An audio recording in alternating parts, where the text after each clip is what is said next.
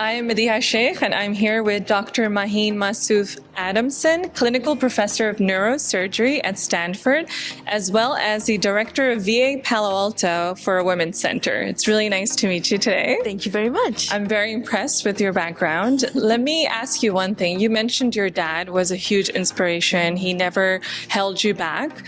What would you advise women who don't have that kind of support to reach their goals? I think this is important to know that you can actually also have external mentors.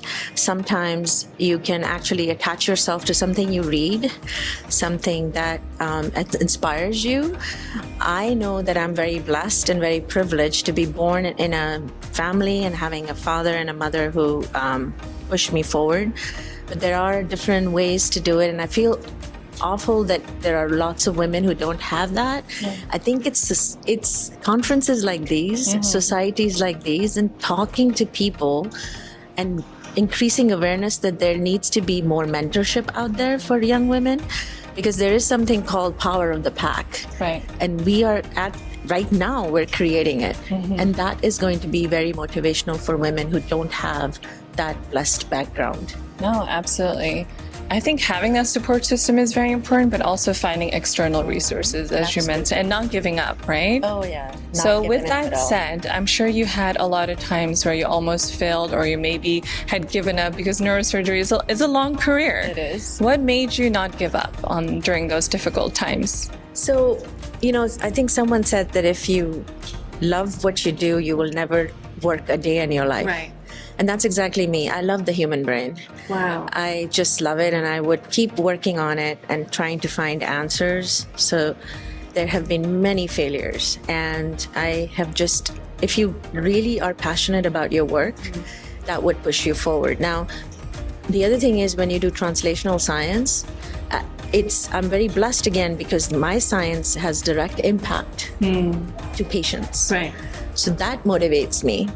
What also motivates me is I can actually blend my knowledge into a lot of different spheres in life. I can apply it to a lot of different things. And it's just that's the kind of stuff that motivates me. So you can stand in front of the mirror every morning and say, I can do it. Do it. Yeah, absolutely. Now, my last question to you, since we are at a women's conference, you work at you're a director at the VA of Palo Alto Women's Center.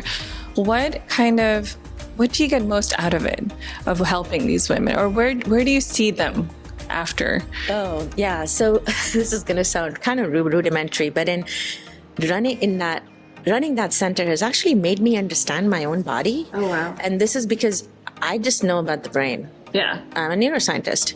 I don't know anything about more than a neuroscientist. So now I get to study about reproductive health, cancers, and things that are different between men and women. Women have more, depression. They're leading more into dementia. They have particular differences in the brain between men and women. So I end up learning a lot from it. Yeah. Because you have to come up with solutions that are not very easy. Right. Because women have a lot of different things than men, especially hormones. And so it's constantly challenging because your end goal is to help the patient, but it's also learning from it because I also have a woman's body. Yeah. So it's a very individual, yet a very, very personal thing that I love doing. So I love that. Yeah. Actually, I have one more question. It just came up. As a doctor that studies the brain, what would you recommend, like top 3 for women? Like medical advice. Medical advice. So I would say brain, it changes with external stimulus, right? Education has been shown to be actually a factor that can deter you from getting cognitive decline or dementia. Right. So it's very important for women to be educated. And I say always use the brain. So say you have your bachelor's and then you have kids, and then at the age of 40, go get another bachelor's. Right. Go do it. Your brain constantly has to be working. So that's number 1. Number 2, I said this in the actual talk. Listen to your body. Yeah. Women have a different way of expressing anxiety, depression, fatigue, sleep, but we have to listen to our body. If you are meeting somebody and you have to meet them and you have to work with them, but your stomach's kind of turning and you're feeling like, I'm not comfortable, but we're so used to, making it work, you still put yourself in that situation. My ask for all women is listen to your body. And the third thing is, which I learned from my daughter actually, it's okay to say no.